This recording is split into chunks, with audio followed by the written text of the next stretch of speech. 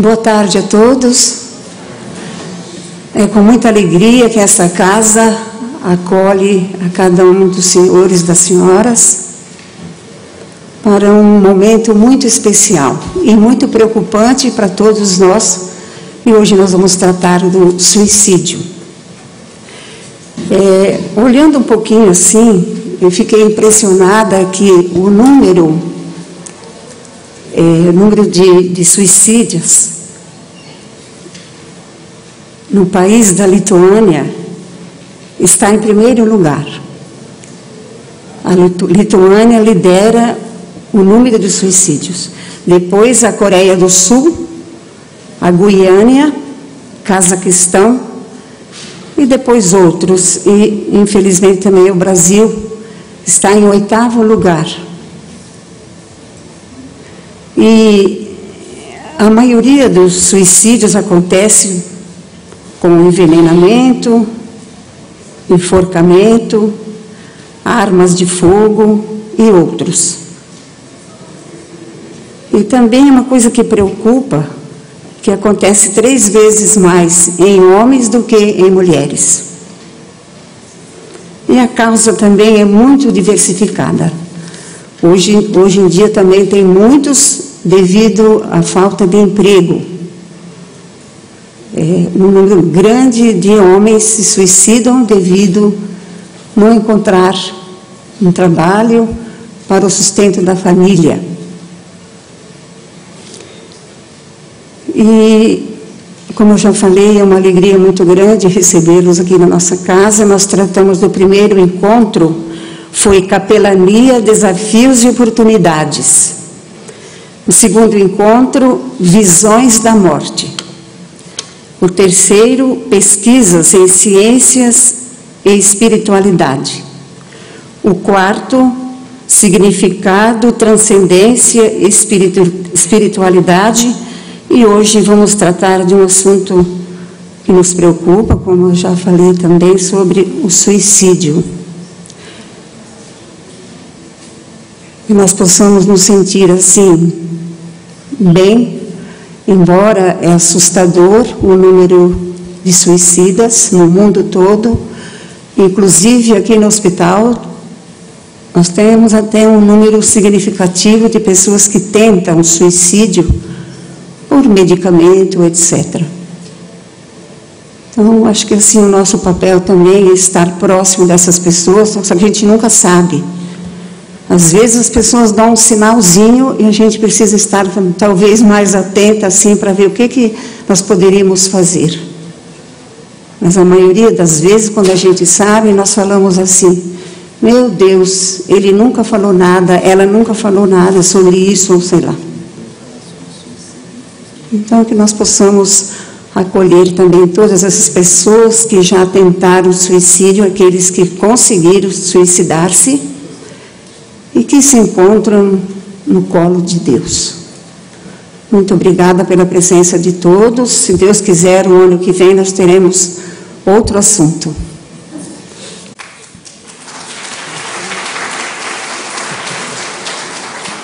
Obrigado pela presença de todos. Nós vamos tentar dar para este evento um enfoque diferente, porque muito já se discutiu sobre as causas do suicídio, muito já se discutiu sobre as estatísticas, e este evento vai trazer uma proposta diferente, que nós vamos ver se vai dar certo ou não. Esperamos que seja um sucesso. Mas o ineditismo dessa proposta vai gerar alguns desafios. Nós vamos enfocar basicamente na busca por respostas, por iniciativas, por mudanças, por aquilo que possa trazer resultados. Então, neste primeiro bloco, que vai receber visões da psiquiatria, da psicologia e de grupos de inspiração laica, nós já queremos chamar aqui os nossos 3 oradores. Marcelo Ruiz de Andrade, que é formado em ciências econômicas, economia, pelo Centro Universitário FECAP, Fundação Escola de Comércio Álvares Penteado, MBA em Gestão de Negócios pela Exalc USP, formando em psicologia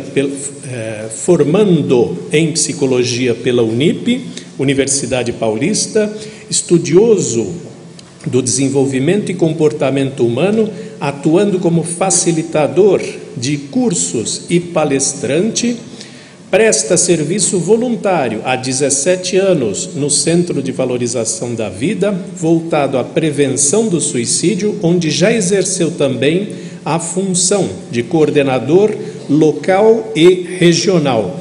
Marcelo Ruiz de Andrade.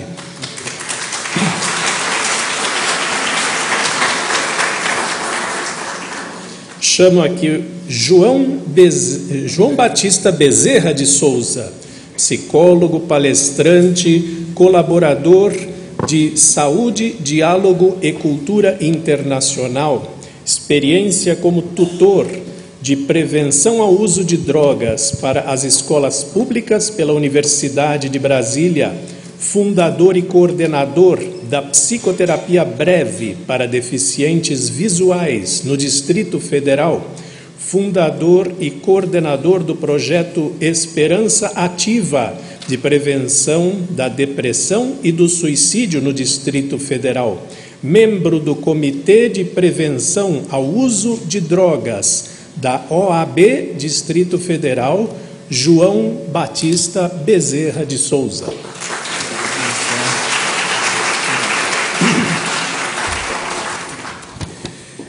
Para compor este bloco, chamamos Alejandro Vitor Daniel Vera.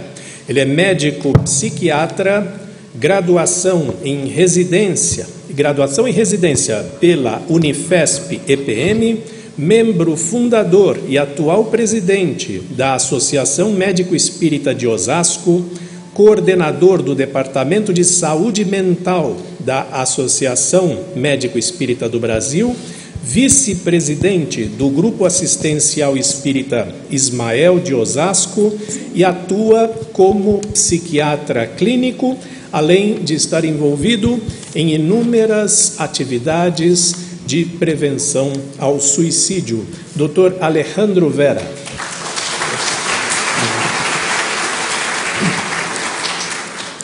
A dinâmica deste evento vai ser baseada em algumas perguntas para fomento da discussão, e a única estatística que vocês vão ver nesse evento é essa aqui, que já resume toda a problemática, né?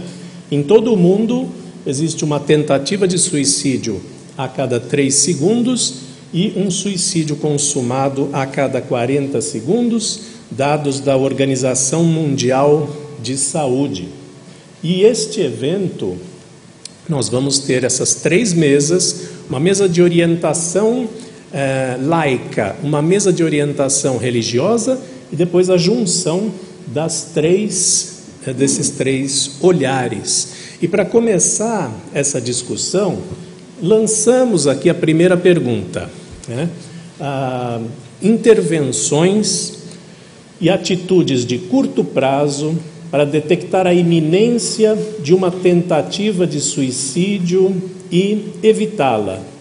Aqui nós queremos dizer o seguinte: quais são as pistas sobre a angústia e as intenções do indivíduo e que abordagens são possíveis para estes indivíduos vulneráveis, né?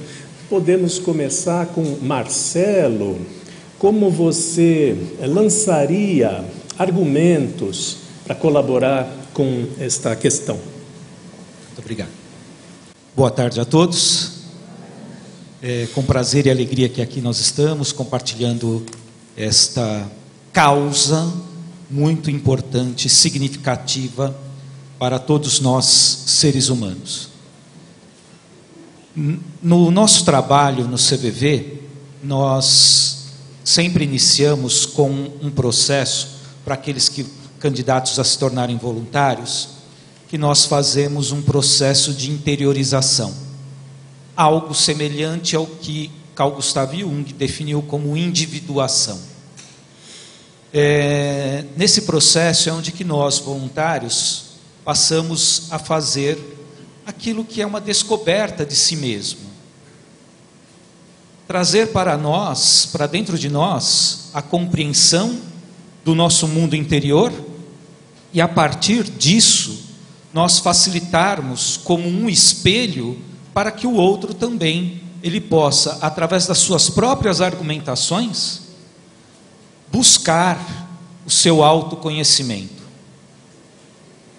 O CVV hoje, a gente, para ficar claro para aqueles que são mais técnicos, a gente tem algo semelhante à linha, na psicologia, a linha humanista definida por Carl Hanson Rogers, né? Mas na sua essência é esta questão da autonomia do ser se tornar um ser independente e buscando as suas soluções. E através disso vem a questão da confiança na tendência construtiva da natureza humana, ou seja, na capacidade do ser, que todo ser busca se melhorar de alguma forma. A questão de respeitar a pessoa naquela circunstância de como ele é, enquanto indivíduo, como ele é constituído, os diversos grupos que cada um de nós temos quando nós nos formamos em ser e vamos aí no nosso desenvolvimento individual. Também aceitar este ser como ele se coloca, e aí já vai uma questão de impacto. Como é que eu lido com os conceitos que eu já tenho?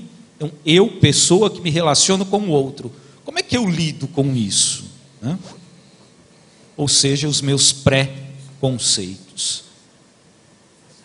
E também a questão de compreender os valores do outro, compreender como é que o outro, ele sente, quais são as suas emoções, quais são os seus sentimentos. A partir disso, como é que ele lida com esta situação, mediante também os seus valores. Porque não adianta eu querer compreender o outro com os meus valores. Se eu compreender o outro com os meus valores, com certeza não haverá uma compreensão. Vai haver algo que eu quero compreender, que eu quero, de uma certa forma, quase que impor ao outro a partir da minha visão. E aí, se a gente for olhar os grandes vultos da história, sempre trabalhando nesta questão do crescimento humano, nós vamos perceber, seja ele vindo lá de 2000 anos atrás, e até propriamente antes de 2000 anos, antes de Jesus, chegando aqui a Gandhi, Madre Teresa de Calcutá, entre outros, tantos outros, nós vemos sempre que há uma questão de valorização do ser. Nós vemos sempre que há uma compreensão do outro e não uma imposição dos nossos valores em relação ao outro. Então, veja, numa questão de educação de um filho, nós conseguimos separar o que é educação daquilo que é compreender o outro e, depois que acolher as suas dificuldades e as suas necessidades, ir para um processo de esclarecimento, então. E aí é no CVV como é que nós olhamos estas questões, né? É justamente dialogar com as pessoas para que ela possa, por ela mesma, buscar esta relação de entendimento de si próprio. Quero fazer um parênteses aqui. Marcelo, por favor, hora que for, que der os meus 5 minutos, que eu não estou marcando, me ajude, por favor. Mais um minutinho. Muito obrigado. Para concluir. Então, nós temos esta condição. Então, veja, o voluntário do CVV, ele precisa fazer esse processo de autoconhecimento. E o que é o facilitador do outro fazer o seu processo de autoconhecimento. Então, ser honesto, ser congruente comigo mesmo, na minha relação com o outro, facilita com que o outro, através da relação, e que não é fácil, né? Porque há também os transtornos emocionais, e aí a bancada aqui vai falar mais tecnicamente sobre isso, que influencia muito. Nesse sentido, esta relação, ela também facilita com que o outro seja congruente com ele mesmo, que ele seja honesto com ele mesmo, né? Porque a partir do momento em que eu posso olhar para mim e dizer eu sinto raiva, eu sinto ódio, eu também posso dizer eu amo, eu tenho carinho, porque são sentimentos humanos que nos permite, através disso, compreender melhor a situação do outro. Obrigado. O Marcelo obedeceu bastante à objetividade que a gente solicitou aos oradores, porque a dinâmica desse evento vai depender dessa sequência, desse respeito ao tempo, embora nenhum deles vai conseguir falar tudo o que gostaria, no final nós vamos ter um momento de junção, onde dá para, talvez, explorar um pouco mais as coisas que ficaram faltando. O Alejandro, como poderia contribuir? O Alejandro tem um pé em cada segmento desse nosso evento, porque ele é psiquiatra, clínico, engajado em movimentos contra o suicídio, e ele também, ligado à Associação Médico Espírita, ele também fomenta ali toda a parte de saúde mental, coordena as atividades e tem uma ação muito forte sobre suicídio. Então, por enquanto, vamos pedir para ele falar sobre a parte clínica, a parte psiquiátrica, sobre essas questões que foram apresentadas.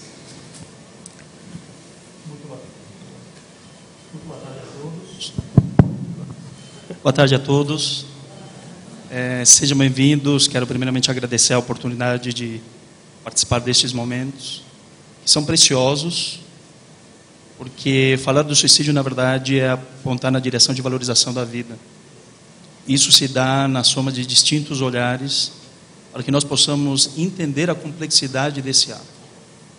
Trago aqui a minha visão enquanto médico, enquanto profissional da área da saúde mental, mas todos os olhares são igualmente importantes para que nós possamos atuar de uma forma eficaz na direção daqueles que, por vezes, nos buscam no ápice do sofrimento psíquico.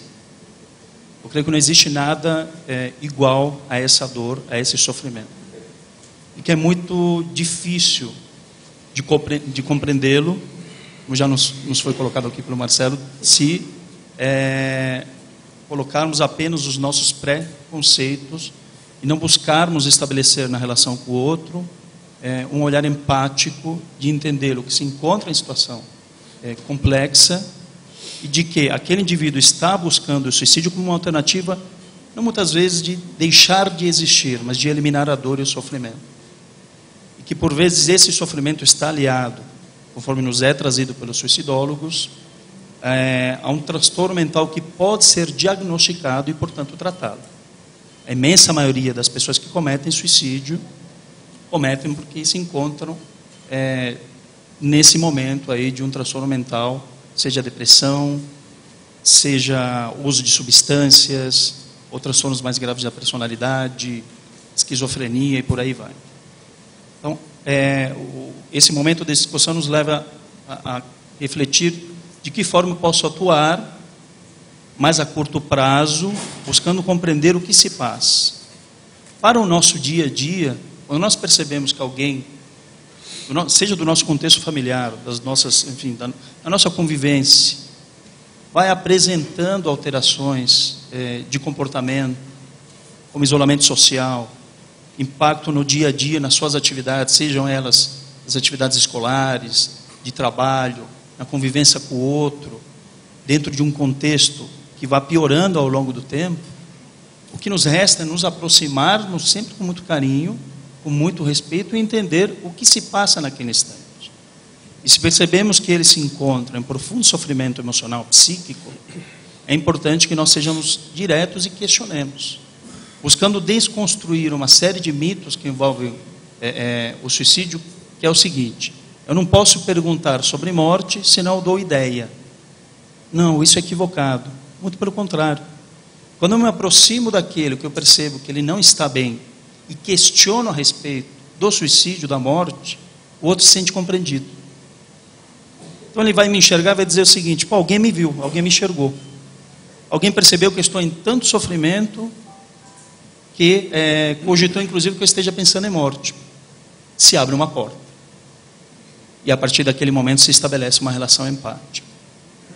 olhando para uma situação crítica em que o outro nos diz, nos afirma, estou pensando em morte, estou pensando em suicídio, e a depender do momento em que ele se encontra, em que o comportamento de suicídio, dentro da sua complexidade, envolve uma série de etapas, mas se chega na etapa crítica a dizer, já estou planejando, já sei como quero cometer o suicídio, nós estamos falando de uma emergência médica, de uma emergência psiquiátrica, que pode ser aí vulgarmente comparado a um ataque cardíaco, um ataque do coração, um infarto.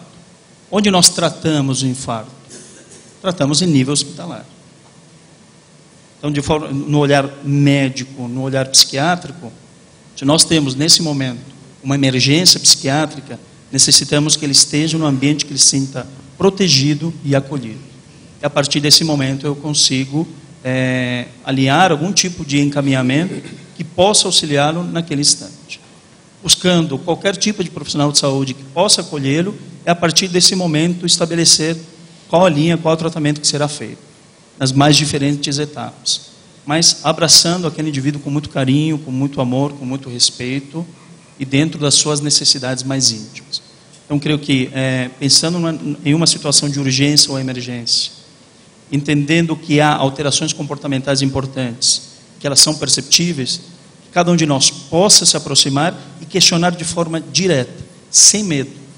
Porque a partir desse momento, como já disse, nós abrimos uma porta, estabelecemos uma relação empática, e aí eu tenho condições de poder auxiliá-lo dentro das suas necessidades. Obrigado.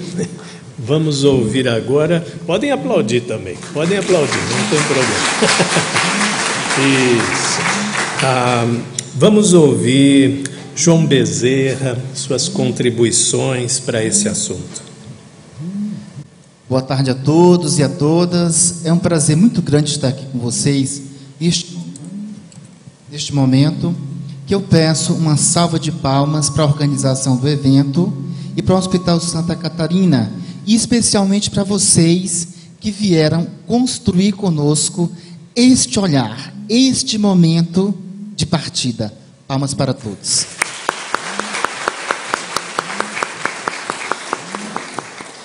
E para falar de um assunto tão profundo, denso e sofrido, vou começar a partir de Moreno, que diz assim: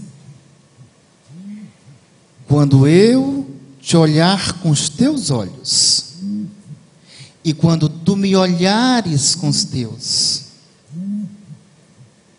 quando tu me olhares com os meus olhos, e eu te olhar com os teus, de repente, aí pode ter um olhar em comum.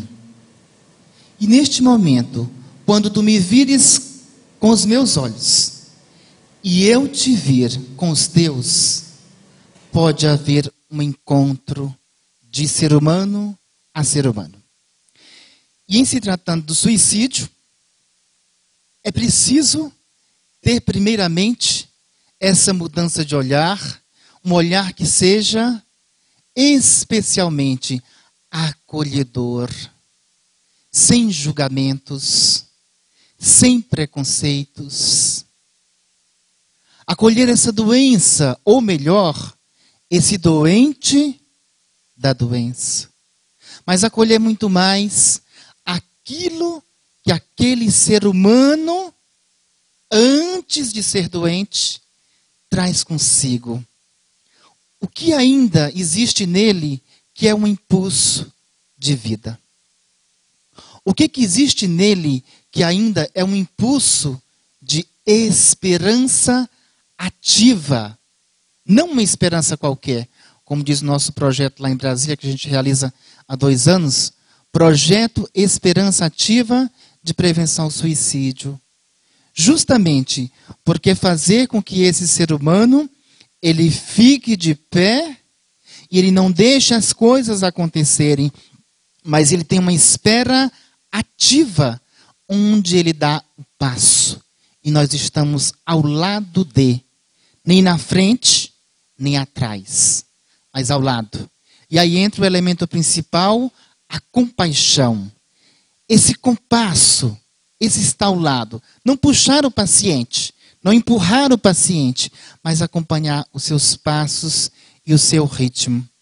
E durante esses 2 anos que a gente tem realizado o projeto Esperança Ativa, muitas vidas passaram por nós, e dessas vidas todas, eu peço para elas uma salva de palmas, porque elas estão de pé.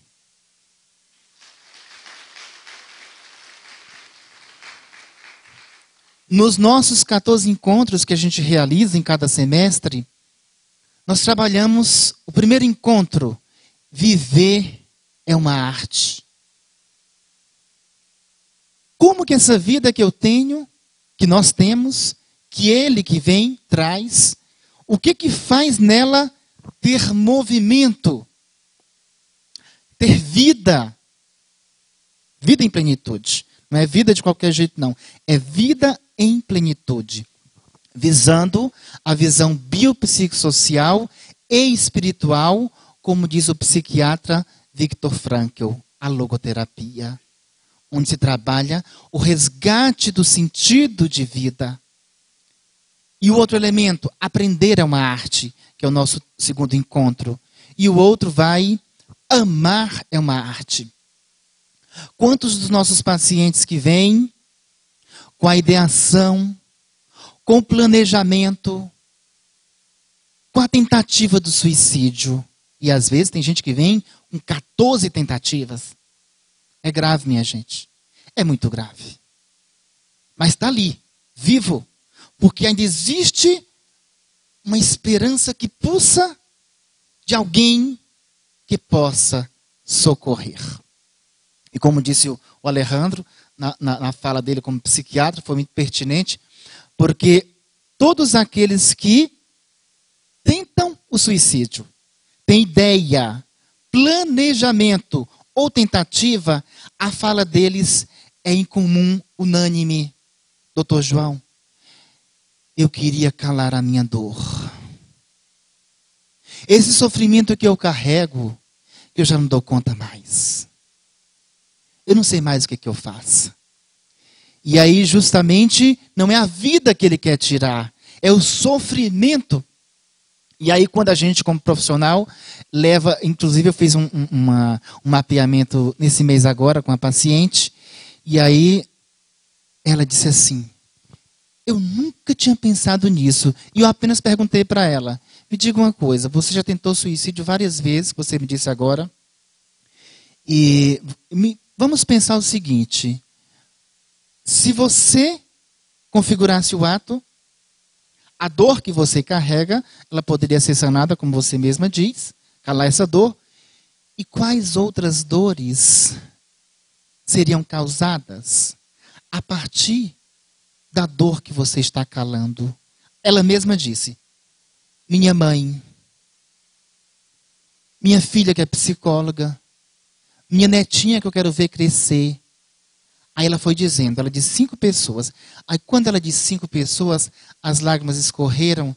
Ela disse, eu nunca tinha pensado que o meu suicídio poderia causar tantas dores. Aí eu enfatizei, dores sim, e muito mais. A memória que você deixa para sua filha, neta e as próximas gerações se chama memória transgeracional, como diz a pesquisadora Penso. E aí ela se deu conta. 10 segundos? Então, nesse sentido, o quanto que é importante a gente caminhar enquanto profissional pelo fio que conduz a vida. Porque dali a gente pode, junto com o paciente, no compasso, na compaixão, encontrar o passo a passo e ele pode sim resgatar o sentido de vida, porque acolher também é transformar. João, vocês têm nas pastas de vocês estes formulários para perguntas que vocês podem fazer chegar até nós para a parte final também, tá? Vamos passar agora para uma outra questão, que são as intervenções e atitudes a médio prazo para estimular os fatores protetores, reduzir os fatores de risco modificáveis. Então, nós queremos enfatizar aqui como customizar as intervenções para públicos diferentes, os jovens, os adultos, profissionais com estresse ocupacional. Veja que na sequência das perguntas 1, 2 e 3, nós estamos querendo enfatizar situações muito agudas, situações de médio prazo, e na terceira nós vamos ver como transformar a sociedade para colher ações de longo prazo. Então, vamos seguindo a ordem aí com o Marcelo, né?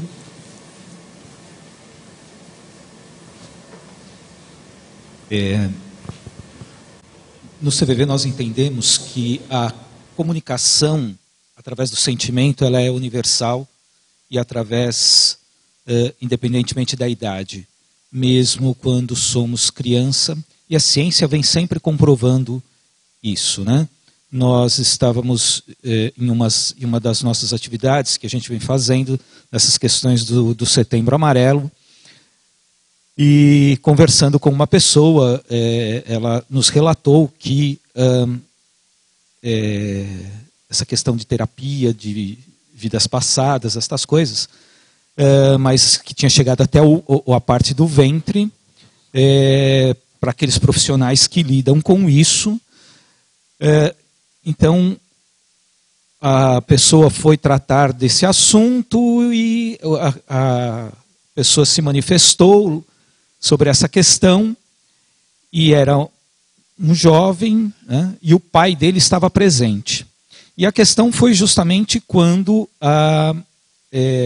o pai não queria sair, a mãe não queria sair porque ela estava grávida, e no momento da discussão ele deu um chute na barriga da mãe, da esposa, né? E aí ficou claro para ele depois, pela manifestação do filho ali na sessão de terapia que estava sendo feita, que ficou claro porque que o filho não gostava do pai. Pelo menos essa foi a questão colocada ali para nós. Então veja, mesmo nós, no feto, enquanto feto, quando nós estamos no nosso desenvolvimento inicial do corpo humano, nós já temos contato com essa questão da espiritualidade, e vem outras coisas mais, e a ciência vem cada vez mais aí comprovando várias questões. Então, essa questão das emoções e dos sentimentos que nós lidamos é a mesma forma com que nós falamos com todas as pessoas, de qualquer gênero, de qualquer idade, de qualquer classe social. Porque isso é aquilo que está dentro do nosso coração. E aí existem várias coisas nessa questão do suicídio, e mais uma vez a ciência está aí demonstrando que inclusive a questão das medicações, com o passar do tempo, elas serão individualizadas, ou seja, específica para cada ser humano. Nós temos ideias genéricas, agora tratar a pessoa é tratar um único ser, esta individuação, como Jung disse, né? E este ser, ele necessita deste cuidado, desta atenção, como foi dito aqui, esse acolhimento. Então, esse é o principal fator. E aí vai a grande discussão, e quem é que me acolhe? Porque eu também, enquanto os meus papéis sociais, pai, mãe, filho, tio, sobrinho, neto, profissional, patrão, empregado e por aí vai, eu também tenho os meus momentos. Então, a gente tem que ter claro isso. Qual é o meu momento, e naquele momento é o que eu vou fazer. Mas sempre com acolhimento, com afeto, com carinho. Porque isso é o que todo ser humano precisa. Doutora Alexandrina Meleiro, numa de suas palestras, ela disse assim para nós, a pessoa que sofre é como uma árvore. Então imaginem uma árvore frondosa, com alguns de seus galhos já começando a não ter vida, e alguns galhos destes que não têm vida começando a se quebrar. Por que isso acontece? Porque o movimento de vida da árvore não está acontecendo, ou seja, as suas raízes começam a ficar expostas. ou o seu meio ambiente não tem os nutrientes necessários para que ela possa se desenvolver. E nós somos assim. Onde que nós encontramos os nossos nutrientes? São no afeto daqueles com os quais nós convivemos. Então, sem estes nutrientes emocionais, fica difícil, né? Fica muito difícil. E aí a grande questão que nós temos enquanto ser vivente, na minha relação com o outro, é definir qual é o momento. Qual é o momento que é meu, qual é o momento que o outro. Tenho certeza que todos nós aqui, quando alguém disse assim para nós, nossa, eu estou com uma dor de cabeça, nós falamos, nossa, eu também estou com dor de cabeça, estou com dor no ombro, passei com enxaqueca, tudo isso. Então, aquele momento em que o outro ia falar da dor dele, nós falamos da nossa dor. Como é que o outro se sente? Tenho certeza que todos nós ou fizemos isso ou passamos, também alguém fez isso conosco. Então, esta questão emocional, e por isso que eu disse na nossa primeira parte, que é uma viagem para dentro de nós sermos voluntários do CVV. Porque é nesse momento em que eu vejo, eu começo a começar a distinguir, eu começo a distinguir onde que é o meu momento, onde que é o momento do outro. Então vejam que são lições que a gente já conhece há séculos de vida do ser humano. Respeitar os limites, né? E na realidade, na prática, a gente fica com uma certa dificuldade de fazer isso. Porque há 3 sentimentos que são o grande norteador das condições que dificultam: vaidade, orgulho e egoísmo. Estes 3 sentimentos, eles dificultam a nós nos percebermos qual é o momento, qual é o meu momento, qual é o momento do outro.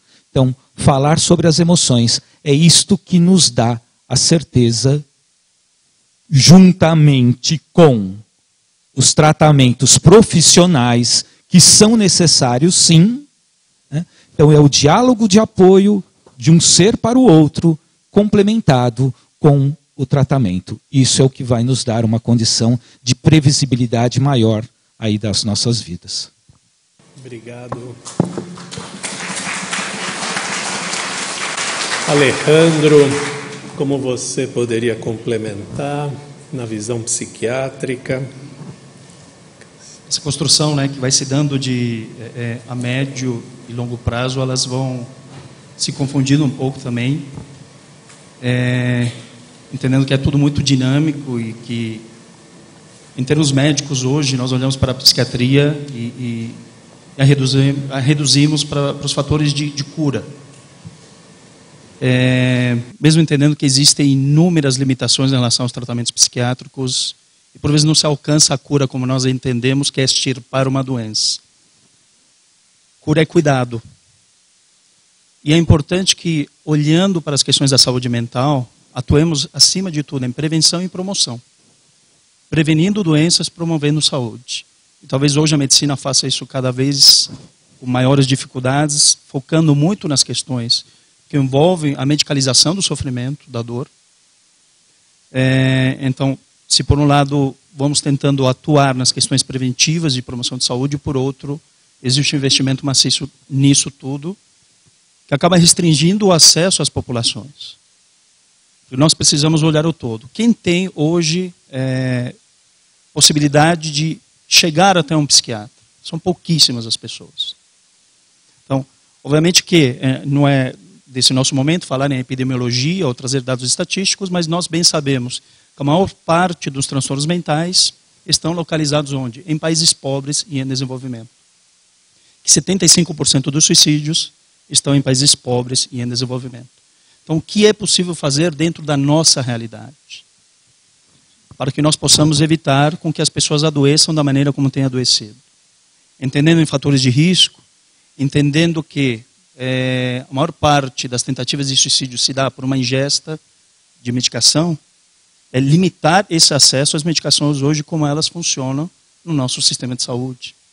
Entender que muito dessas tentativas se dão por uso, por exemplo, de raticidas, evitar com que essas pessoas alcancem esse tipo de substância.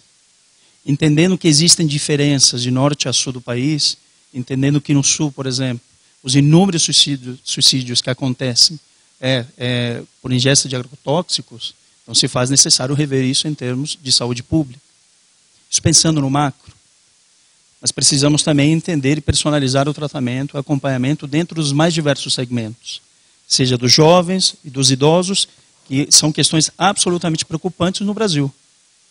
Porque na contramão de várias outras nações, tem aumentado muito o número de suicídios, tanto em jovens, em adolescentes, quanto na terceira idade, quanto nos idosos. E bem sabemos que a maioria dos transtornos mentais se dá na infância, ou melhor, semeiam-se na infância. Por quê? Porque precisamos cada vez mais entender que a criança é semeada com amor e não com dor, não com sofrimento. E é a nossa realidade. Nós estamos abandonando a infância. Os jovens estão abandonados. Então, obviamente que eles vão adoecer. Então, quando nós vemos no final da adolescência, no início da vida adulta, esses jovens adoecendo de forma profunda por uso de substâncias, por quadros depressivos gravíssimos, transtornos de ansiedade, por quadros psicóticos importantes, é porque isso foi semeado lá atrás. Metade das famílias brasileiras não existe a figura paterna, física. Não se questiona a outra metade em que talvez exista a figura paterna, mas não existe a figura afetiva do pai. Então precisamos olhar para esses segmentos, para os jovens, para as crianças, com carinho e amor. Porque isso tem um impacto, inclusive, neurológico. Numa formação do sistema nervoso central que vai se completar depois dos 20 anos de idade. Então são registradas memórias. E que memórias estão sendo registradas? Essas que não foi colocada nesse exemplo, de uma agressão do pai em relação à mãe? Ou estamos semeando carinho, amor, respeito àquela criança desde o seu ventre? Isso impactará a sua saúde mental lá na frente. Isso é uma forma de nós investirmos em prevenção e em promoção. Prevenir transtornos mentais, promover saúde acima de tudo, para que nós tenhamos uma sociedade o quê? De saúde, de forma integral. Temos que deixar esse discurso, por vezes que vira um clichê, dizendo que crianças, que os adolescentes são o futuro de uma nação, mas sem construir nada nesse sentido. Nós precisamos ir para a prática, para a ação. E essa ação é nossa no dia a dia, no contato com o outro.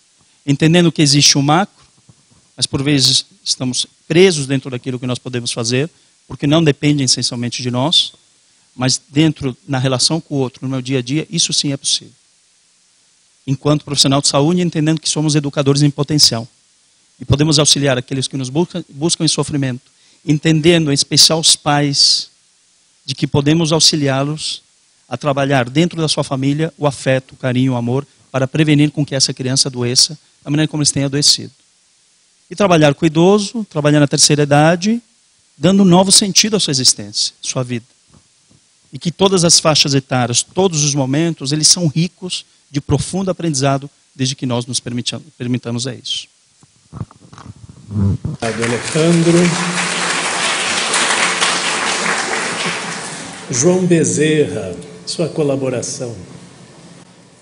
Pensando rapidamente, desde o acolhimento que a gente tem da intervenção em crise, que é necessário que haja a dessensibilização do quadro com a ação medicamentosa, para que depois a gente possa, como psicólogo, ter o nosso papel em atuação de fato, fazer a intervenção em crise do acolhimento da escuta. Pensando nesse aspecto, nós precisamos trazer 3 elementos em especial. Pensar na família, enquanto construção e lugar do afeto, enquanto construção da proteção, e aí entra o elemento que foi dito pelo nosso colega Marcelo e pelo doutor Alejandro, a infância, é preciso pensar desde a concepção até a velhice, essa questão do amor. Quantos dos nossos pacientes que vêm, como pano de fundo, eles trazem a questão do amor. E aqui eu não falo do amor romântico, e aqui eu não falo do amor de ter alguém para abraçar, beijar, ter uma relação sexual, namoro ou casamento. Aqui eu estou falando do amor enquanto vida. Esse amor à minha vida. A minha vida tem um sentido de vida. Esse aspecto, ele perpassa o amor próprio, o auto-amor. Léo Buscaglia fala muito disso. Em 1977, criou nos Estados Unidos um curso que lotava as suas aulas. O nome do curso era O Amor. Tinha diversos profissionais das diversas áreas. E esse curso se transformou num livro. Em seu livro, ele enfatiza: o amor é um modificador de comportamento. Plenamente científico, plenamente observado. E para nós que lidamos com esse tipo de paciente, a gente vê que quando eles fazem o processo de interiorização desse amor, eles externalizam esse amor através do autocuidado, da aparência, da autoestima, do sair de casa, vir para a terapia em grupo, sair, estar em sociedade. Olha que maravilha. Todo esse processo de autoestima, ele perpassa o pano de fundo principal de antes que eu falei, que é o amor. Chiara Lubich, que é justamente a mulher que revolucionou o mundo através da arte de amar, e ela trabalhou com as diversas religiões, políticos e pessoas sem religião. Ela dizia, falava, enfatizava que essa arte de amar, ou a arte de amar, é justamente ter esse sentido de vida, conviver com as diferenças e ser a diferença onde nós estamos, como profissionais de saúde e áreas afins. Mas é preciso que a gente desperte nesse paciente que vem esse aspecto. Ilustrando essa minha fala, quando eu falei da questão do amor próprio, entra um outro elemento, o perdão. O perdão como função terapêutica. Muito mais do que como sentido religioso, mas como função terapêutica. Quando esses pacientes conseguem trabalhar esses traumas, essas culpas advindas da infância, adolescência ou vida adulta, ocorre o que o doutor falou, que é a cura. E aqui eu vou me reportar a Gaiarsa, que era o psiquiatra que falava muito bem do olhar. Tem até um livro dele que se chama O Olhar. E aí ele diz, quando nós passamos a nos olhar de outra forma, com outras possibilidades, outros jeitos de olhar e de caminhar, existe a cura. A cura da situação em que estamos instalados nela. E aí você pode dizer assim, mas aí, doutor João, essa cura é imediata e vai funcionar a vida inteira? Não. Para cada momento da vida vai ter essa cura através do olhar. Porque nós somos processo, porque nós somos dinâmicos. No aqui e agora, como dizia Moreno, é que se dá esse fato, essa cura, esse jeito de caminhar, de ter uma consciência e tomada de decisão. Então, num processo de pensar na criança, no adolescente, no adulto, nas mulheres grávidas, que têm tido um número altíssimo de suicídio, pessoas idosas, é preciso, sim, que nós trabalhemos 3 pontos. O olhar do psiquiatra, o olhar do psicólogo e o olhar e o papel da família. Eu costumo dizer que esse tripé, família, psiquiatra, psicólogo, juntando assim o psicólogo como uma equipe multidisciplinar, pode ter outros profissionais também, a gente pode ter justamente um resgate dessa pessoa no sentido mais efetivo. Nada adiantará o melhor psicólogo do mundo, o melhor psiquiatra do mundo, se ou quando não tem também uma rede social de apoio, e uma rede social de apoio, um afeto, um amor encarnado no olhar, na palavra, no aperto de mão e no abraço. Por isso, a família tem ainda hoje um papel principal nesse apoio aos nossos pacientes. Até porque todos eles, sem exceção, é difícil um que não diga, sinto falta da paternidade, do abraço do meu pai. Sinto falta do abraço da minha mãe, de uma palavra de incentivo, de elogio, porque só me criticam ou não me acolhem. E aí eu volto a dizer o que Léo Buscaglia falava na questão do amor. Para dar o amor, eu preciso passar pela experiência do amor. Como posso dar aquilo que eu não tenho? É preciso ter para dar. Muito bom. Obrigado, João. Vamos passar para uma questão mais complexa. E para tal, vocês vão poder discorrer de 8 a 10 minutos de uma forma mais elaborada, porque agora nós vamos falar como mudar paradigmas, né? As intervenções, atitudes de longo prazo para mudar a visão sobre suicídio, da cultura, da sociedade, né? Como é que nós podemos explorar os valores humanos, quebrar tabus, combater a estigmatização, reforçar a identidade cultural, promover uma convivência solidária, praticar compaixão e autocompaixão, desenvolver sentido para a existência e motivação para viver. Ou seja, onde é que nós queremos estar daqui a 50, daqui a 100 anos? Que mudança de paradigma nós podemos pretender, né? Quer começar, Marcelo?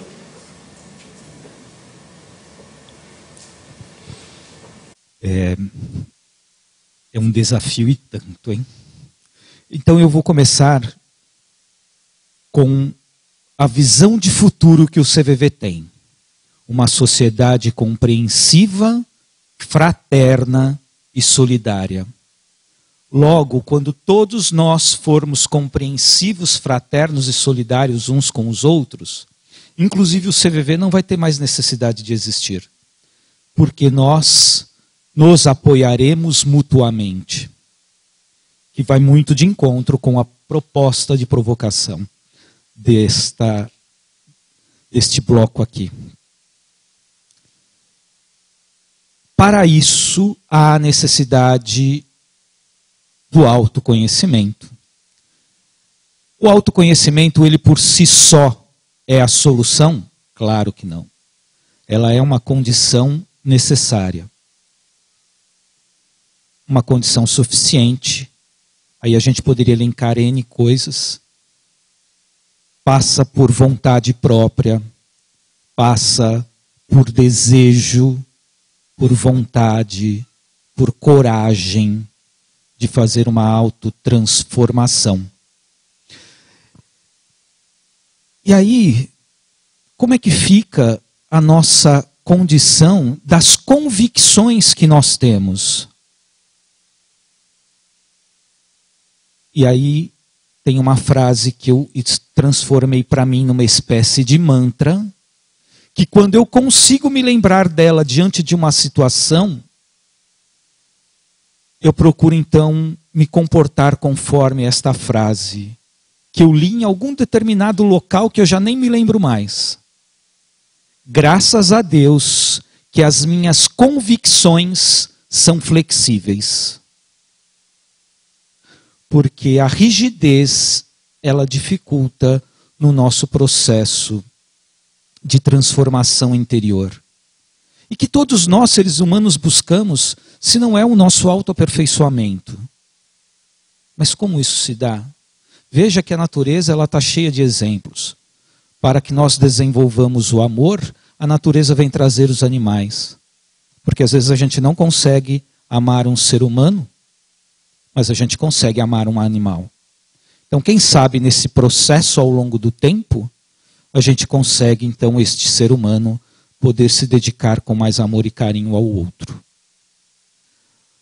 Há necessidade destas formações de redes.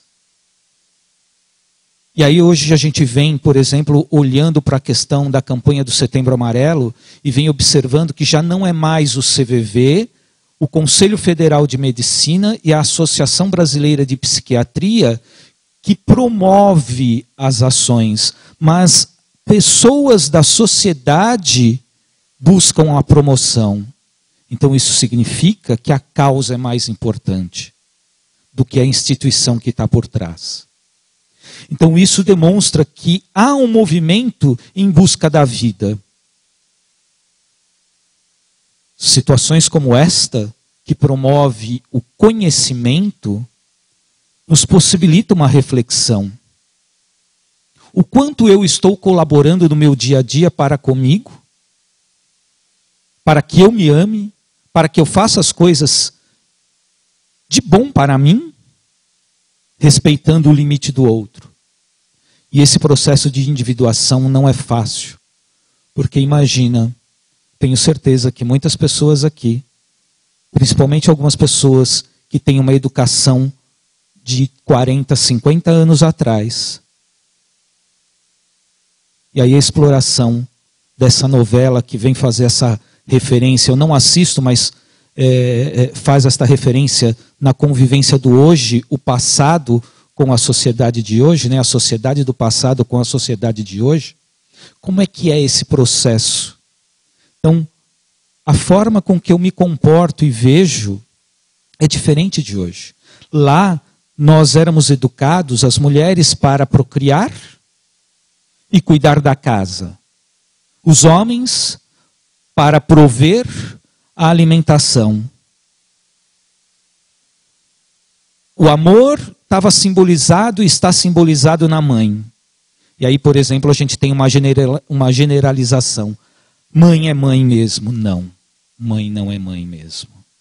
Há algumas mães que não são esta mãe no sentido que está por trás desta frase. Porque somos indivíduos em processo de desenvolvimento. E no limite nós somos capazes de fazer coisas que, como diz a sabedoria popular, até Deus duvida. Então compreender isto é um grande propósito de sentido para a vida. Compreender que eu tenho as minhas necessidades e nesse processo da individuação, como é que eu faço e me relaciono com a necessidade do outro? Eu consigo ir dormir sem deixar a pia vazia? Posso deixar a pia do jantar para o dia seguinte para eu poder dormir? Ou eu me sinto obrigado a ir lá e lavar a louça, porque senão eu não consigo dormir sossegado? Eu sou capaz de deixar o meu filho sair com esta condição que nós temos hoje de segurança, sem ficar olhando no celular onde é que ele está, sem ficar ligando? Algo que é quase que se tornando obsessivo ou possessivo. Isso não é fácil, porque são os meus medos e as minhas inseguranças que estão aí. Se acontecer algo com o outro, com aquele que eu gosto, que eu amo, como é que eu vou vivenciar a dor minha por causa de algo que o outro fez? Então todo esse processo a longo prazo, ele requer e eu gosto muito de uma frase sobre educação, um conceito de definição de educação, do Instituto de Ciências Pedagógicas, Instituto Central de Ciências Pedagógicas de Cuba, onde eles definem a educação como a inter-relação, os efeitos, aquilo que a sociedade provoca no indivíduo. Ou seja, a nossa educação é durante a vida inteira. Ou escutar frases do tipo, como uma vez numa discussão com a minha mãe eu escutei: você quer que eu faça o quê? Eu estou velho, você quer que eu vá mudar como? Então veja, esse processo de ficar rígido, ele não nos ajuda. Mas aí tem os profissionais para ajudar neste processo. O CVV está lá para ajudar neste processo. E a sociedade pode ajudar nesse processo quando nós formos compreensivos, fraternos e solidários. Porque nós somos movidos pela emoção. Basta nós lembrarmos como é que nós, quando sentimos raiva de alguma coisa, o que é que nós pensamos e como é que nós nos comportamos? Quando nós sentimos carinho e alegria por alguém, o que é que nós pensamos e como é que nós nos comportamos em relação a esse alguém? Então, o sentimento e as nossas emoções, elas estão ali presentes, sempre nos motivando a alguma coisa. Então, conhecer aquilo que a gente sente, saber o que nós pensamos sobre nós mesmos e como nós nos comportamos em relação a estas condições. E aí, por exemplo, sentir vergonha por ter dito algo, e aí, como o doutor Fernando disse, se eu não trabalhar esta questão da culpa, como é que eu vou lidar com isso? Quantas vezes aqui nós já tivemos vontade de fazer igual a avestruz, colocar a cabeça no buraco, para nos escondermos de situações que nós mesmos provocamos? Mas vejam que é algo a aprender a lidar. E Carl Hanson Rogers, ele tem uma frase onde que ele diz assim, os fatos são amigos. Então veja, é a vida nos dando a oportunidade de nós aprendermos com as situações. Se nós fugirmos das situações, dos fatos, isso não quer dizer que eu não tenha que não lidar ou lidar sempre com as situações. Não, mas é aprender.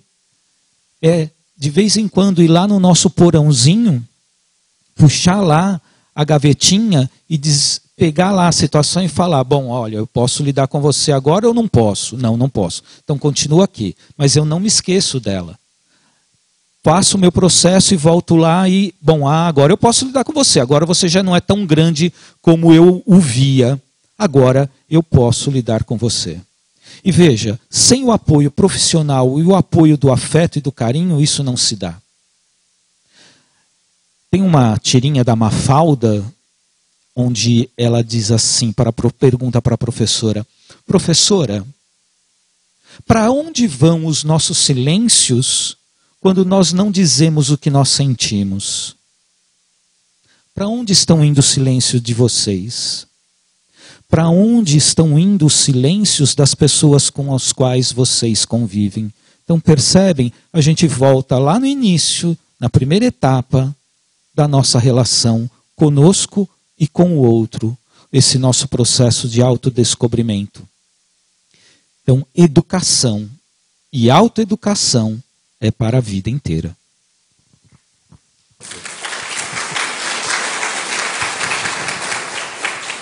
Alejandro, sua colocação. Bom, desafio pensar que nós queremos para daqui 50 anos, mas eu creio que a temática central, que é o suicídio, nos faz refletir que sociedade é essa que nós vivemos. Não posso olhar para o suicídio, e aí em termos médicos, como sendo consequente apenas de um transtorno mental, mas como disse bem no início da minha apresentação, a riqueza destes momentos é pela soma dos distintos olhares, que vai se complementar logo após na segunda mesa redonda aqui, com os olhares religiosos, entendendo que a sua complexidade faz com que nós observemos o suicídio como um sintoma de uma sociedade adoecida. Assim como todo e qualquer transtorno mental, de alguma forma eu posso observá-lo assim. Depressão é doença ou é sintoma? Pode ser visto como doença, pode ser visto como sintoma também de algo muito maior, de um adoecimento que é geral. Você disse do silêncio, né? Que silêncio é esse que essas pessoas que cometem suicídio estão levando? Silêncio é esse que grita. Grita para que nós possamos olhar esse o nosso momento e nós consigamos analisá-lo com realismo. O que não significa ter um olhar pessimista. Posso ser realista, mas ter um olhar otimista. Entender que caminhamos para algo maior. Mas é necessário entender este momento, assim como o sociólogo Zygmunt Bauman nos diz, e faz uma análise da pós-modernidade, dizendo que nós mantendo relações líquidas, ou seja, por vezes com valores que são muito ainda, estamos confusos em relação aos nossos valores, e isso vai tocar todos os segmentos, todas as esferas da sociedade, e da maneira como nós lidamos com ela, entendendo que existem vários séculos num século só, porque embora em termos cronológicos estejamos no século XXI, existe um segmento muito menor, talvez no século XXII, tantos outros no século XX, XIX, e eu lido com uma realidade que às vezes eu penso que a gente está no século XVIII ou XVII, por uma miséria em todos os níveis. E é impossível você falar em saúde mental nesse segmento, quando as pessoas não têm onde deitar, não tendo o que se alimentar, não tem o que dar para os seus filhos e assim por diante. Então, ter esse olhar para esse momento que nós estamos vivendo, momento de transição, entendendo que a humanidade evolui constantemente, mas nos seus movimentos de vai e vem, e que nós vivamos situações críticas hoje, mas com olhar otimista, que caminhamos para algo maior, esse algo maior, ele só vai ser construído de forma coletiva, mas entendendo que o esforço é individual. Porque não posso olhar para o coletivo e dizer, transitamos para algo maior e melhor, e eu fico sentado.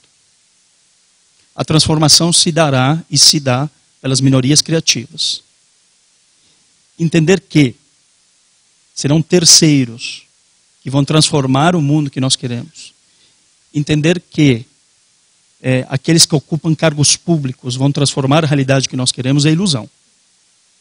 Porque isso é você terceirizar aquilo que nos corresponde no dia a dia. Eu só consigo transformar uma sociedade se eu transformo o meu lar. Como eu vou querer equilíbrio em uma nação se eu não consigo equilibrar o meu lar? Se eu não consigo sentar à mesa com minhas filhas e com minha esposa e conversar. Entender o que aconteceu na escola com elas hoje. Como elas estão no dia a dia, o que elas estão sentindo, o que elas estão pensando. Se nós não conseguirmos construir isso dentro de nossos lares, eu não consigo projetar isso para uma sociedade. Entender que a família é a maior instituição que existe, não é clichê, é uma realidade. E se o mundo está em crise e o suicídio é um sintoma disso, é porque a família está em crise. Está em crise. E olhar de uma forma realista é importante para que nós também possamos entender que ferramentas eu vou utilizar hoje para transformar, em primeiro lugar, a minha família. E isso eu consigo estender na direção do outro. Quando um dos grandes mestres da humanidade, Jesus, no seu segundo maior mandamento, nos diz, amarás ao teu próximo como a ti mesmo, eu só consigo amar ao próximo se existe a referência do amor em mim. Caso contrário, o que eu sinto na direção do outro, qualquer coisa, menos amor. Então, a construção dessa realidade, ou desse parâmetro em nós mesmos, é pela linha do autoconhecimento, como já foi colocado. Se autoconhecer é fundamental. Mas se conhecer não é reprimir. Existem inúmeras sombras que permeiam a nossa existência. O que eu faço com essas sombras? Eu reprimo? Não, eu aceito. Eu consigo transformá-las desde que eu aceito. Foi citado Jung, que nos fala do processo de individuação. Ele mesmo nos diz que ele tornou a sua existência um inconsciente que se tornou um consciente. É fácil fazer isso? De maneira nenhuma. Mas é impossível? Não. Por isso que eu coloquei que a transformação é pela coletividade, mas o esforço individual. E isso é importante. Que esforço cada um de nós tem feito nesse sentido? Para entender as sombras que habitam a nós mesmos, que fazem parte de nossa realidade, se elas estão sendo reprimidas ou não, ou se nós estamos caminhando lado a lado com elas. Trabalhando essas questões no meu íntimo, no meu coração, entendendo que o amor não é o amor romântico, mas o amor do respeito, do entendimento, de me respeitar acima de tudo. Aí sim, eu vou conseguir criar, e começo a criar esses parâmetros em mim mesmo e estendê-lo na direção do meu próximo. Quem é meu próximo? O mais próximo, em casa em primeiro lugar. E a seguir com aqueles que fazem parte de nossa convivência no dia a dia. Nos mais diversos ambientes. Entendendo que todos eles também são sagrados. A rua é sagrada desde que me comporte de forma sacra. E entenda que lá eu também consigo ter manifestações genuínas de amor, de respeito. Meu consultório será um ambiente sacro, desde que eu me permita estabelecer com o outro uma relação de carinho, de amor e de respeito. Para que nós possamos construir juntos o que nós queremos. Talvez entendendo e fazendo uma análise crítica de que, será que a nossa sociedade é uma sociedade civilizada? Será que de fato é?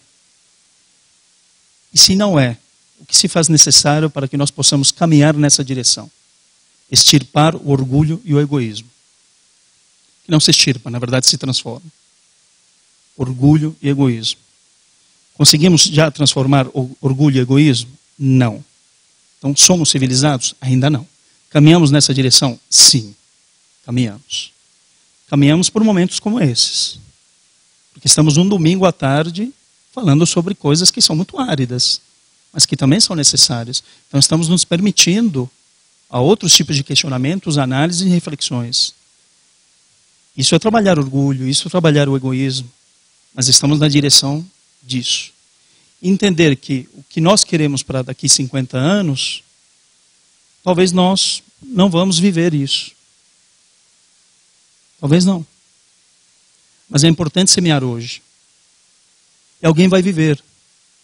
Mas eu preciso abrir mão desse orgulho, desse egoísmo. Por isso que não podemos pensar nas transformações de 4 em 4 anos. Precisamos pensar todos os dias. Porque se pensarmos em transformações a cada 4 anos, nunca vamos chegar onde nós queremos. E existem ainda nações que talvez estejam um pouco mais à frente em outros aspectos, que trabalham com projetos daqui 40 e 50 anos. A Coreia do Sul na educação é um desses. Projeto de 50 anos para a sua educação. Estão colhendo hoje. Muitos daqueles que pensaram lá atrás, provavelmente não estão vivos hoje.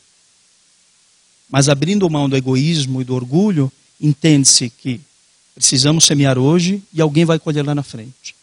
Então, a sociedade que necessitamos construir, civilizada, passa por trabalharmos as nossas sombras, passa por trabalharmos igualmente as nossas virtudes, entender que temos potencialidades enormes e que elas precisam ser semeadas, com um olhar realista, mas otimista. E isso é fundamental. Entender o Deus que habita em cada um de nós. Entender que o amor é uma força, de um poder, de uma energia que nós ainda não conhecemos, mas que nos permitirmos a estender as mãos na direção do outro, na direção de nós mesmos, sendo caridosos com nós mesmos, aprendendo a nos perdoar, a perdoar o outro, que não é esquecer, mas respeitá-los dentro das suas limitações, aí sim, vamos diminuir as distâncias seculares que existem em pleno século XXI, aproximando as mais diversas culturas, os mais diversos entendimentos, e entender que cada um tem o seu momento. Que cada um tem o seu instante de aprendizado. Que se alguns estão um pouco mais à frente, esses alguns, eles devem olhar para trás e estender as mãos, na direção daqueles que hoje estão neste momento. E aqueles que hoje estão neste momento, necessitam olhar para trás e estender as mãos na direção daqueles que estão lá para trás. Isso é fraternidade. Andarmos juntos. Caminharmos juntos. E que essas práticas, de fato, consigam ser semeadas no dia a dia, através daquilo que já coloquei, das minorias criativas. Somos minorias criativas? Então vamos em frente. Porque talvez essa seja a terceira via. Não é nem a via da direita, nem a via da esquerda. É a via do meio, é a via do amor, do carinho, a via daquilo que habita em nós, esse Deus. Obrigado. Obrigado, Alejandro. Para encerrar este primeiro momento, vamos ouvir o João Bezerra. Eu vou quebrar um pouco o protocolo e ficar de pé, viu, gente? Eu vou fazer um movimento aqui que vocês vão entender o significado da minha fala. Aqui, nesse ponto específico das atitudes e intervenções a longo prazo em relação à cultura e à sociedade, nós precisamos pensar naquilo que foi bem enfatizado, história de vida do ser humano. Família da qual ele faz parte. O contexto em que ele está inserido. Histórico de abuso sexual, maus tratos, espancamento na infância, violência intrafamiliar. A questão também da dependência química, que é um fator que tem levado o álcool e outras drogas, muitos jovens e pessoas adultas ao suicídio também. É preciso pensar nestas e em outras nuances também.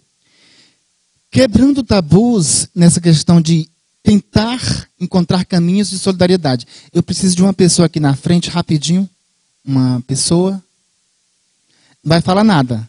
Pode vir.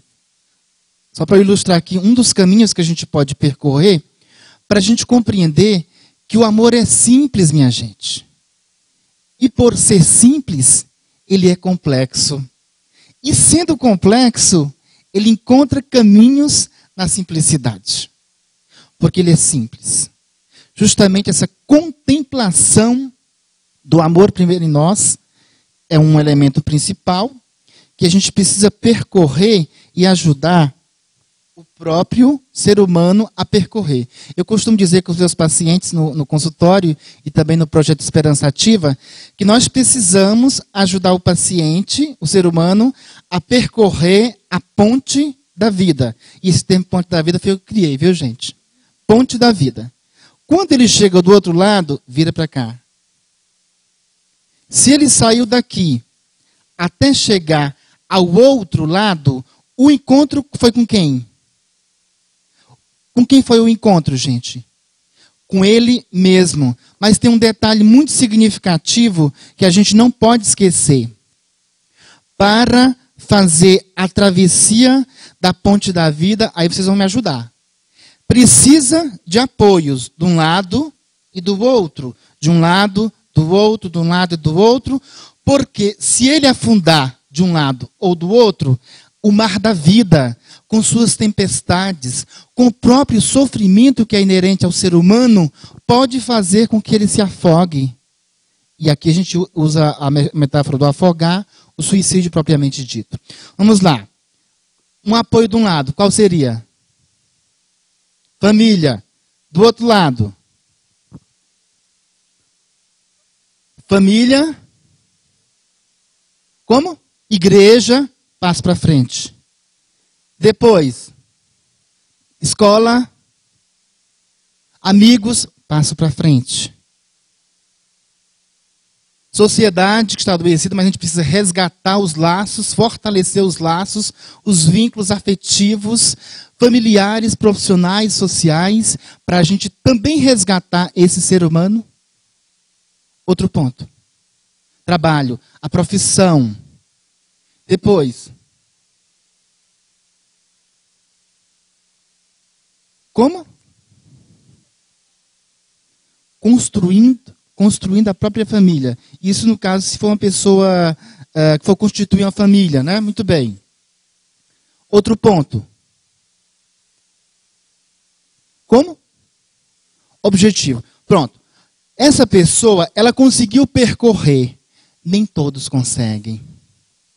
Porque, muitas vezes, falta o apoio de um lado, o apoio do outro, apoio de um lado e do outro, e precisa ter apoios até o momento de chegar do outro lado da ponte da vida, que é justamente o encontro consigo mesmo. E aqui, minha gente, entra um ponto principal. Nós precisamos resgatar o fortalecimento de vínculos, fortalecer os laços na família, como o doutor colocou, e eu falei também antes, nosso amigo também Marcelo colocou. Outro ponto de fortalecer os laços, laços de amizades, vínculos verdadeiros de amizades. Portanto, amizades saudáveis, ambientes saudáveis. E depois, fortalecer os laços sociais. Nós não podemos esperar que as políticas públicas façam alguma coisa. Nós, enquanto sociedade civil organizada, as instituições religiosas, podemos fazer um trabalho em rede, podemos resgatar muitas vidas. Esse encontro aqui hoje é uma resposta de um trabalho em rede que é perfeitamente possível. Palmas para ela. Obrigado. Pode descer por aqui, pode descer por aqui. Então, fechando esse ponto principal, Bauman, ele fala justamente de uma sociedade líquida, amores líquidos, amizades líquidas. Portanto, precisamos fortalecer esses laços para que a gente possa também resgatar o ser humano. E aqui eu quero dizer uma coisa para vocês. Quando nós conseguimos resgatar um sentido de vida, o sentido de vida de um ser humano, nós estamos resgatando uma família. Nós estamos resgatando uma geração ou várias gerações. É preciso pensar ser humano, família, geração ou várias gerações através de uma vida que foi resgatada. Portanto, aqui entra um outro ponto. Família, escola, porque precisamos trabalhar a prevenção do suicídio desde a infância, adolescência e vida adulta, portanto, perpassa a escola e as faculdades. E o outro elemento do tripé, a comunidade, as forças vivas que existem na comunidade. CRAS, CREAS, Conselho Tutelar, Saúde da Família, Núcleo de Saúde da Família, as igrejas, as pessoas também que não têm algum tipo de religião, mas que podem ser protagonistas, porque o principal ponto da gente fazer esse percurso da ponte da vida é da gente levar o ser humano da postura de vítima a protagonista da própria história. Fique de mãos levantadas para cima. Eu perguntei para os meus pacientes em relação à prevenção do suicídio, no grupo de psicoterapia. Está nas suas mãos. Aí eles levantaram as mãos, e eu pedi para levantarem na hora. Aí eu disse, o que está nas suas mãos? Aí cada um foi dizendo, um sonho, um projeto, a consciência e tomada de decisão, a vida e a morte estão nas nossas mãos. Segura na mão de quem está do seu lado. Sozinhos, nós somos incapazes, mas juntos e de mãos dadas, com amor, nós podemos ir mais adiante. Portanto, é possível sim, porque juntos, em unidade, nós podemos construir, resgatar o sentido de muitas vidas. E de mãos dadas ainda, pense o seguinte, o sofrimento, ele é inerente ao ser humano. Os homens que modificaram a história da humanidade passaram pelo sofrimento. Sócrates, eu sou seguidor de Sócrates, no pensamento dele. Jesus de Nazaré, que todas as religiões, antes de Cristo e depois de Cristo, falam dele, passou pelo sofrimento, modificou também a própria história, a história do mundo. Então, homens e mulheres que passaram pelo sofrimento, deixaram seu contributo no mundo. E aí no meu artigo que eu escrevi, que eu transformei em palestra, que diz assim, a dor da alma e o amor que acalma. Eu faço uma análise do sofrimento psicológico, desse sofrimento que as pessoas trazem quando tem a questão do suicídio envolvendo a própria vida, história de vida, família e a sociedade. É preciso pensar 3 pontos. O que esse sofrimento quer me ensinar? Essa é a primeira pergunta. O que eu aprendo com este sofrimento? Segundo ponto. E o terceiro é um convite que eu faço a vocês. Eu posso transformar o sofrimento em experiência de vida. É possível. Por isso, quando o sofrimento bater a nossa porta, vamos abrir as portas, deixa ele entrar. Faça ele companhia diária para ele ensinar alguma coisa. Porque quando nós fechamos a porta, quando ele vier, ele vem mais fortemente. Quem luta contra o sofrimento derruba.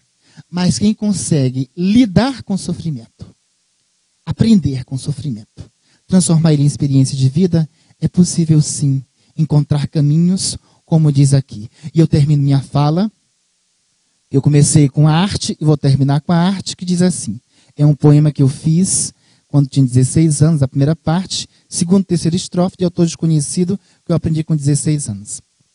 Diz assim, é uma palavra sagrada, pureza que vem do coração, vai nascendo de um nada, mas de tudo é a razão. É um sentimento profundo, grandioso e sem igual, separa tudo no mundo, até mesmo o bem e o mal, o amor. O amor, quando verdadeiro, não tem peso nem medida, é maior que o mundo inteiro, mais vale que a própria vida. Ao grupo que organizou, a vocês que estão aqui presentes, o amor, quando verdadeiro, não tem peso nem medida, é maior que o mundo inteiro, mais vale que a própria vida. Minha gratidão.